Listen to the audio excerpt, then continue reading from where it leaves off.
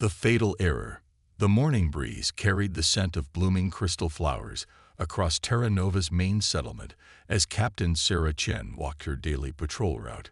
The colony had grown beyond anyone's expectations in just 15 years, transforming from a handful of prefab shelters into a thriving community of 12,000 souls. Children played in parks where exotic bluegrass grew in perfect spirals, their laughter mixing with the gentle hum of mining equipment in the distant hills. Sarah paused at the colony's medical center, watching through the transparent walls as Dr. Marcus Webb conducted his morning rounds. The facility represented everything beautiful about human expansion into space. Unlike the sterile military installation she had known, this place felt alive with hope. Patients of all ages received treatment in rooms filled with natural light, while families gathered in comfortable waiting areas decorated with artwork from Earth. The pediatric ward held a special place in everyone's heart. Young patients battled rare diseases that could only be treated with Terra Nova's unique mineral compounds. 8-year-old Tommy Rodriguez had been the first success story, his rare blood disorder completely cured after 6 months of treatment. Now he helped newer patients by drawing pictures of spaceships and telling stories about brave explorers. His mother, Maria, had started a support group for families, creating a network of care that extended far beyond medical treatment. Sarah's communication device chirped softly. "Captain, we have incoming vessels on long-range sensors." Lieutenant Jackson's voice carried a note of excitement rather than concern. 3 ships, unknown configuration, but they're broadcasting peaceful intentions. First contact protocols activated smoothly across the colony. Sarah had drilled her security team extensively, but Terra Nova had been chosen specifically for its peaceful nature. The colony's defensive capabilities were minimal by design, consisting mainly of early warning systems and evacuation procedures. Their real protection came from being too remote and resource-poor to attract hostile attention. The Cytherian ships descended through Terra Nova's atmosphere like silver teardrops, their hulls reflecting the system's twin suns in brilliant displays of light. Each vessel stretched nearly a kilometer in length, their smooth surfaces unmarked by windows or obvious weapon ports. As they settled onto the designated landing zones outside the colony, crowds gathered at a respectful distance, their faces filled with wonder and anticipation. Ambassador Zexhai emerged from the lead ship with ceremonial grace. Standing nearly 3 meters tall, the alien diplomat moved with fluid precision that suggested both intelligence and physical power. Their skin held the color of polished copper, while 4 arms gestured in complex patterns that seemed to convey meaning beyond words. Most striking were their eyes, large and multifaceted like jewels that captured and reflected light in mesmerizing ways. Dr. Webb joined Sarah at the formal greeting ceremony, his medical bag never far from his side, even during diplomatic events. "Remarkable physiology," he whispered, his scientific mind already analyzing the alien visitors. "The bone density suggests high-gravity evolution, but their movement indicates perfect adaptation to our environment." The translation devices worked flawlessly, converting Cytherian harmonics into clear human speech. Ambassador Zexhay's voice resonated with authority as they delivered their opening statement. "We represent the Cytherian Empire, a civilization that has brought order and prosperity to over 200 worlds. Your species shows potential for integration into our greater community." Governor Peterson stepped forward with carefully prepared words of welcome. Terra Nova's political structure emphasized consensus and cooperation, making him more of a coordinator than a traditional leader. "We're honored by your visit and excited about the possibilities for friendship between our peoples. Our colony has thrived through partnership and mutual respect." The initial negotiations took place in the colony's community center, a building designed to accommodate large gatherings with comfortable seating and excellent acoustics. Human and Cytherian representatives sat across from each other at tables arranged in a circle, symbolizing equality and open communication. Refreshments included both human cuisine and synthesized nutrients designed to be safe for Cytherian consumption. As hours passed, subtle tensions began to emerge. The Cytherians spoke of integration and proper galactic order, while humans discussed partnership and mutual benefit. Ambassador Zexhai's expressions grew increasingly rigid as they listened to human proposals for joint mining operations and shared technological development. General Vorth, the Cytherian military commander, remained silent throughout most discussions, but his presence felt heavy in the room.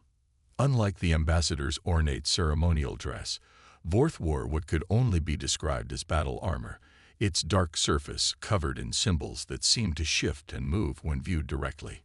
His four arms rested on weapons that human sensors couldn't properly identify, suggesting technology far beyond current human understanding. The cultural exchange sessions revealed deeper philosophical differences. Humans shared stories of exploration and discovery, of families leaving everything behind to build new lives among the stars. They spoke of Terra Nova as a place where sick children could find healing, where artists could capture the beauty of alien sunsets, where farmers could grow crops that had never existed on Earth. The Cytherians listened with what appeared to be polite confusion. Their society valued efficiency and order above individual expression. When they described their empire, they spoke of worlds functioning like perfectly tuned machines, with every citizen fulfilling their designated role without waste or conflict. Art existed to serve the state, medicine focused on maintaining productive populations, and exploration aimed solely at resource acquisition. Dr. Webb found himself particularly troubled by Cytherian attitudes toward medical treatment. They view illness as inefficiency, he confided to Sarah during a brief recess. Their medical technology can cure most diseases, but they eliminate genetic diversity that might lead to future problems. It's brilliant science, but it removes the random variations that drive evolution and creativity. The breaking point came during discussions about Terra Nova's medical research.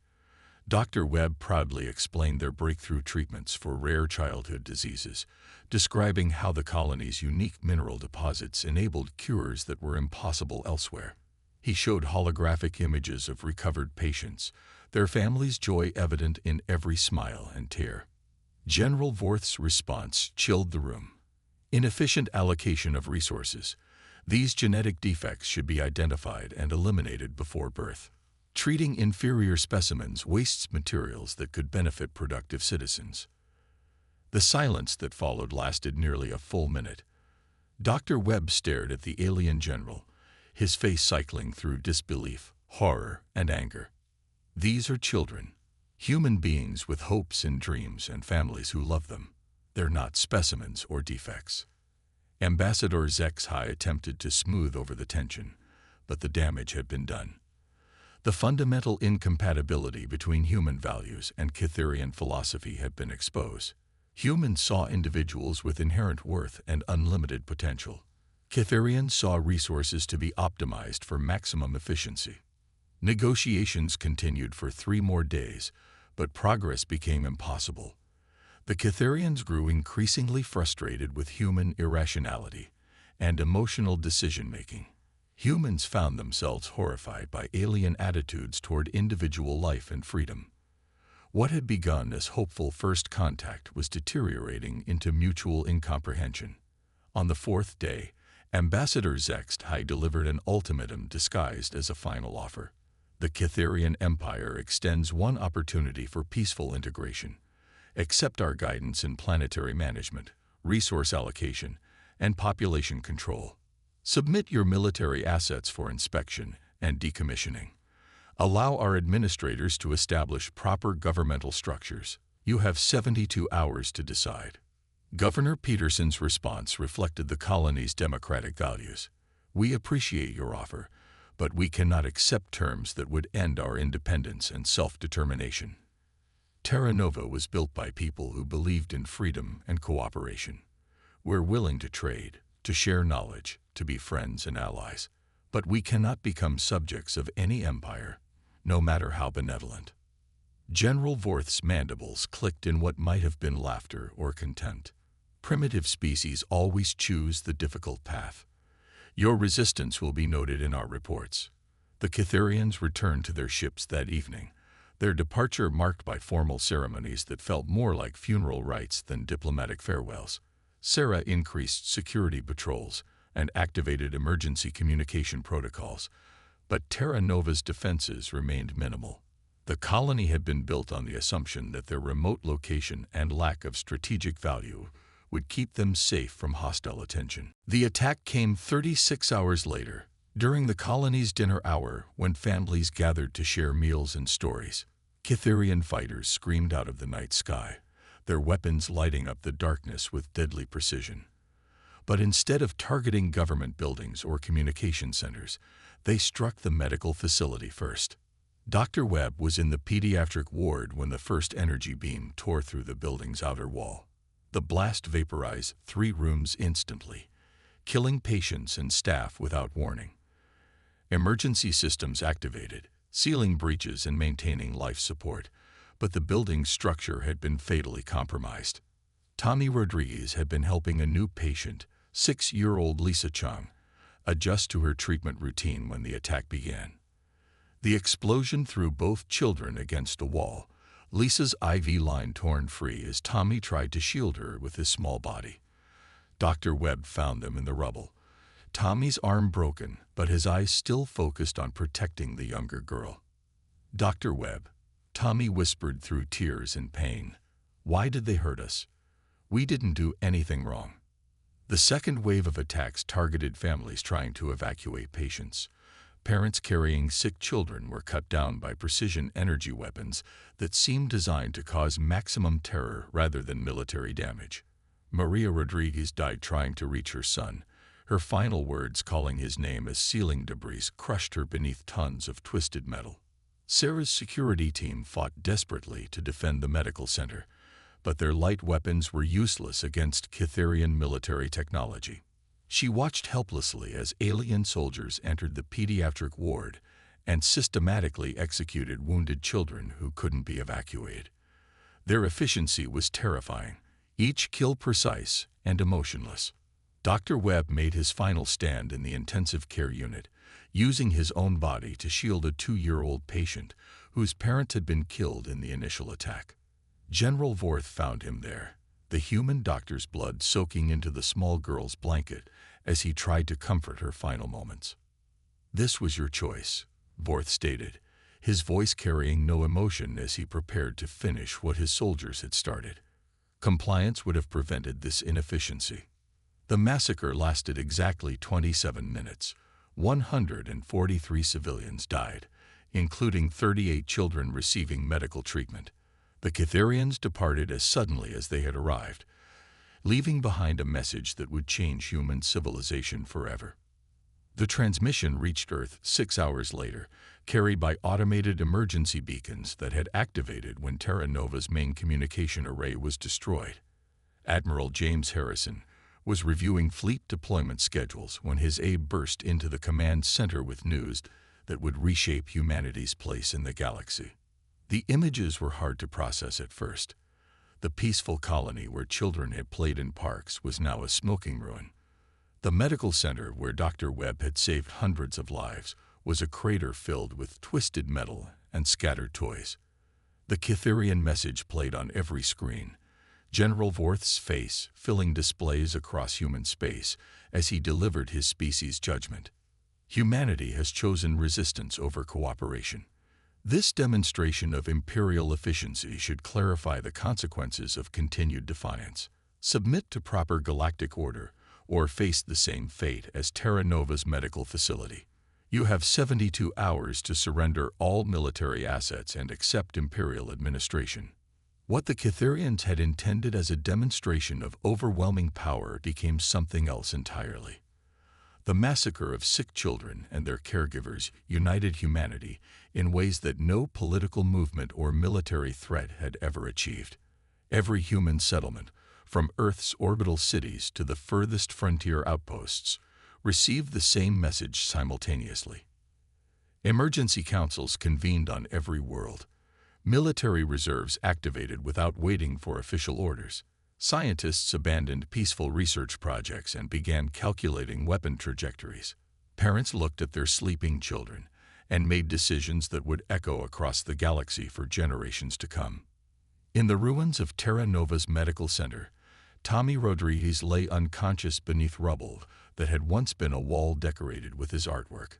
His pictures of brave explorers and magnificent spaceships were scattered and torn, but the spirit they represented had not been destroyed. It had been transformed into something the Catherian Empire would learn to fear.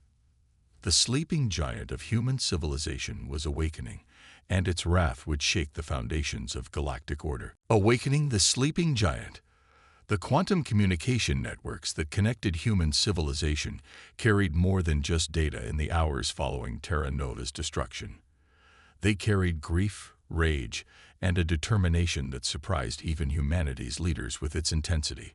Admiral James Harrison had commanded Earth's defense fleet for 15 years, but he had never seen anything like the response that flooded his command center. Volunteer applications crashed registration systems across all human worlds. Retired military personnel reported for duty without being asked. Civilian corporations offered their entire production capabilities for military conversion. Most remarkably, the fractured political parties that had dominated human politics for decades suddenly spoke with one voice. The massacre of innocents had achieved what centuries of diplomacy had failed to accomplish. Dr. Elena Vasquez received her new assignment while reviewing peaceful fusion research in Luna City's advanced laboratories. The woman who had dedicated her career to clean energy solutions found herself redesigning matter conversion systems for military applications. Her hand shook as she studied the images from Terra Nova, but her voice remained steady when she addressed her team. "We've been naive," she told the assembled scientists, their faces reflecting the same mixture of sorrow and determination she felt. "We assumed that intelligence and good intentions would be enough to keep us safe. We were wrong. Those children deserve better protection than we gave them." The laboratory's main display showed Dr. Webb's final message, recorded by security systems before the medical center's destruction. The brave doctor had died trying to save a 2-year-old patient, his last words asking forgiveness for failing to protect the children in his care. Those words had been heard by every human scientist, engineer, and researcher in the solar system. Project Pandora had been classified at the highest level since its inception 20 years earlier. The program began after humanity's first detection of potentially hostile alien signals from deep space. While public attention focused on exploration and colonization, a small group of military planners and scientists had quietly prepared for the possibility of interstellar conflict. The project's central facility lay buried beneath the Sahara Desert, its existence known only to a handful of individuals. Commander Liu Wei had spent the last decade overseeing the installation's development, watching as theoretical weapons became functional prototypes. The complex stretched for kilometers underground, its laboratories and testing facilities, hidden from orbital surveillance by sophisticated shielding systems. "Show me everything," Admiral Harrison commanded as he descended into Pandora's depths. The elevator ride took nearly 10 minutes, carrying him through layers of bedrock and reinforced barriers that could withstand planetary bombardment. The facility's scale became apparent as they emerged into the main corridor, its ceiling disappearing into darkness above automated transport systems. Dr. Vasquez met them at the primary research station, her team already working at fever pitch to adapt peaceful technologies for military use. Holographic displays showed weapon designs that had existed only in theory until Terra Nova's destruction made them necessary. The most promising developments centered around humanity's mastery of exotic matter manipulation. "We've been studying zero-point energy extraction for 20 years, Dr. Vasquez explained, her fingers dancing across control interfaces that reshaped matter at the quantum level. "The same principles that power our cities can be weaponized to destabilize atomic structures. The energy release would be comparable to antimatter annihilation, but without the storage and containment problems." The tactical AI system called AEGIS represented another breakthrough that had remained hidden from public knowledge. Unlike the simple computer networks that managed civilian infrastructure, AEGIS possessed genuine intelligence and creative problem-solving capabilities. The system had been analyzing alien technologies and tactical doctrines for decades, preparing for conflicts that most humans hoped would never come. Enemy capabilities assessment complete. AEG is announced, its voice carrying subtle emotional undertones that made it seem almost human. Cytherian technology relies heavily on energy-based weapons and advanced metallurgy. Their tactical doctrine assumes technological superiority and psychological intimidation. Weaknesses identified in command structure and resource allocation. The AI's analysis revealed something that gave Admiral Harrison hope for the first time since Terra Nova's destruction. The Cytherians had grown complacent through centuries of easy victories against less advanced species. They'd never fought an opponent that could match their capabilities, Commander Liu observed, studying tactical projections that showed potential battle scenarios. Every species they've encountered has surrendered after a single demonstration of force. They have no experience with prolonged conflict against adaptive enemies. The fleet mobilization began within hours of Admiral Harrison's visit to Project Pandora. Across human space, vessels that had been disguised as civilian transports revealed their true nature. Mining ships deployed weapon systems that had been hidden in ore processing equipment. Scientific research vessels activated military-grade sensors and communication arrays. Even passenger liners transformed into troop transports capable of carrying entire armies between star systems. The deception had been planned for decades. Every human vessel built since first contact protocols were established carried dual-purpose equipment that could be rapidly converted for military use. Asteroid mining operations had secretly harvested materials for weapon construction. Scientific expeditions had mapped potential battlefield locations throughout human space. Captain Rachel Stone commanded the heavy cruiser Indomitable, a vessel that had spent 5 years disguised as an agricultural transport. Her crew of supposedly civilian farmers and botanists revealed themselves as highly trained naval personnel as the ship's true capabilities came online. Hydroponic gardens converted into missile manufacturing facilities. Atmospheric processors became chemical weapon production systems. All stations report ready for combat operations, her tactical officer announced, his voice carrying the satisfaction of a long-kept secret finally revealed. Weapon systems online, stealth capabilities activated, jump drives charged for immediate deployment. Similar transformations occurred throughout the fleet. Humanity's merchant marine revealed itself as a vast military force that had been hiding in plain sight for 20 years. The Cytherians had dismissed human spacefaring capabilities as primitive and inefficient, not realizing they were observing a carefully orchestrated deception. The first phase of humanity's response focused on intelligence gathering and strategic positioning.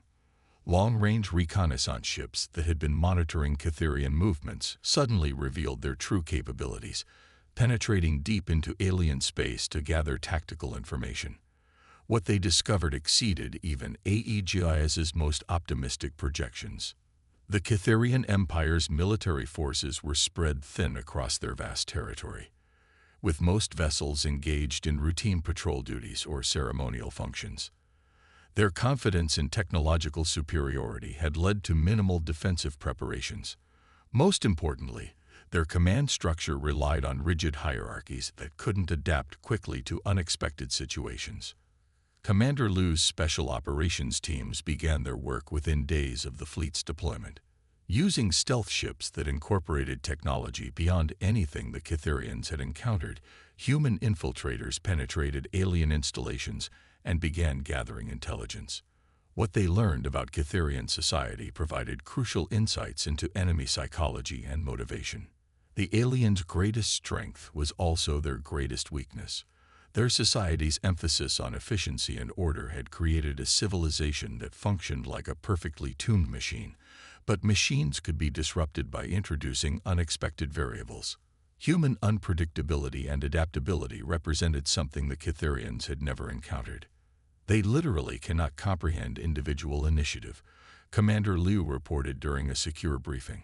Their entire military doctrine assumes that subordinates will follow orders without question or creative interpretation. They have no contingency plans for enemies who think outside their established parameters.